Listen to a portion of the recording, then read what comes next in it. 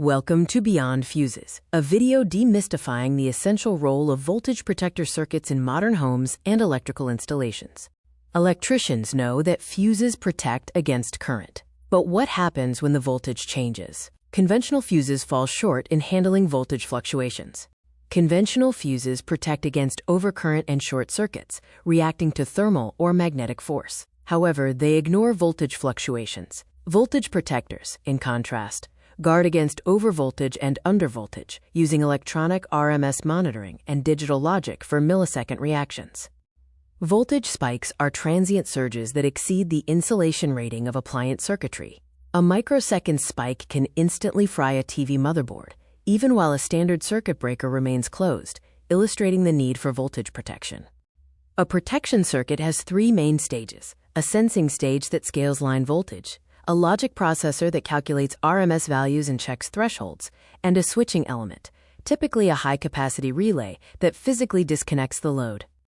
The safe operation window defines the voltage range where appliances function safely, often between 170 volts and 270 volts. Most electronic protectors operate within this window to ensure appliance longevity.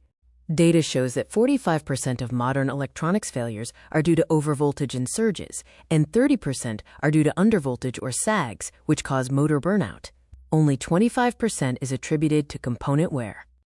The voltage protector acts as a digital watchdog that automatically reconnects when stable conditions return. The configurable 3-minute delay is essential for HVAC systems, preventing mechanical failure from quick power flickers.